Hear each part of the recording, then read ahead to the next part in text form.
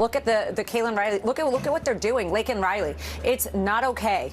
And what we've done is removed these individuals from our states. So then to have a federal judge come in and say, hey, I don't agree with the president of the United States with an executive order, it's unthinkable and it's ridiculous. Alina Habba can think the legal process is unthinkable and ridiculous all she wants, but she's factually wrong.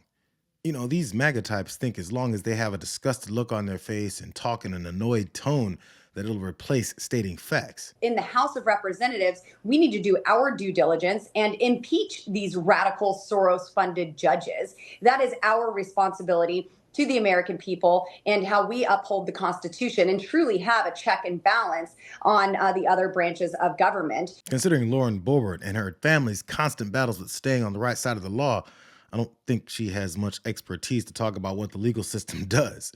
She also has no idea what a check on the other branches look like when she literally just advocated to work from the legislative branch solely for the executive branch and against the judicial branch. But she's still somehow competing with Attorney General Pam Bondi's openly fascist behavior. I am so proud to have a team with Emil and Todd and all of our great team, and we all work for the greatest president in the history of our country. We are so proud to work at the directive of Donald Trump. It is, he will never stop fighting for us, and we will never stop fighting for him and for our country. You guys remember when Republicans kept screaming about Merrick Garland doing the bidding of Joe Biden and going after Donald Trump for his crimes when he wasn't doing any of that? Pam Bondi just had a full coronation of Donald Trump as the guy whose directives she excitedly follows. And I guess the reason she's ready to fight for the president is because his henchmen have already declared war against the justice that she doesn't realize she's supposed to represent. It doesn't look like you're getting support from the Democrats on this. You're going against the judges now. What's next? Another flight. Another flight every day. The teams are going to be out there every day. Every day, the men and women of ICE are going to be in the neighborhoods of this nation arresting criminal, illegal alien, public safety threats, and national security threats. Lawrence, you're not going to stop us.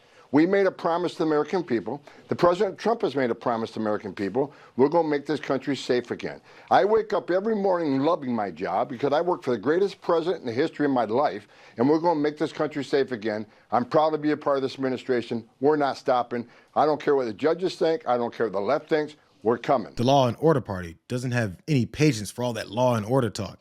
That's for pansies that aren't in support of fascism. What criteria, though, other than, say, tattoos or maybe being in the wrong place at the wrong time, are they using to determine that someone is actually a member of one of these organizations? Intelligence and the men and women on the ground in the interior of our country who are finally being allowed to do their jobs. Their hands were tied under the previous administration, and as I said, they take their jobs very seriously. They should be trusted and respected by the American public with this operation. And of course, as I said to Kelly, the administration will provide all details to the questions that the court poses. How do you determine whether somebody is a gang member? What criteria do you use?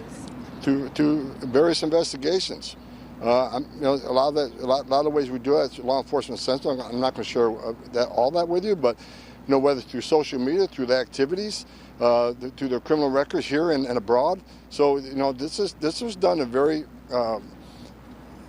Yeah, I mean, why would they need to present any legal justification or evidence of their claims to a court of law when they can just rely on their well-established racism and assumptions about Latinos that launched this president's political career? They're bringing drugs, they're bringing crime, they're rapists, and some, I assume, are good people. His version of legality has trickled down to all of his supporters, who are eager to push his vision of an elimination of due process without a shred of shame. I'm just saying, if you don't believe in due process anymore, then be honest about it, because that's what's going on here. The only due process I believe in is the legal way to enter this country. But claiming asylum is legal. Yeah, well, only if you do the legal process. But they you tried, don't come and then illegally. they're being disappeared from their court They're hearing. being disappeared. Americans are being disappeared. The pretzels they're twisting themselves into every time they hope to avoid saying exactly what they're saying only shows that they think the rest of the country is as hateful and stupid as they are. When it doesn't work on someone that actually listens to the inconsistencies that their arguments always end up at, all they've got left is some anger.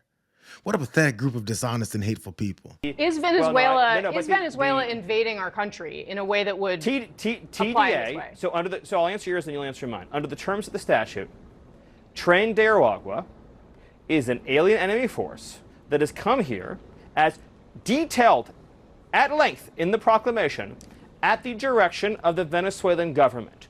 The statute says that a president has the ability to repel an invasion or predatory incursion that is directed by a foreign state government. or a government, right? Are they a state or a government? This would be, yes, it is documented. The TDA was sent by the Venezuelan government in the proclamation. And here's an even more important point.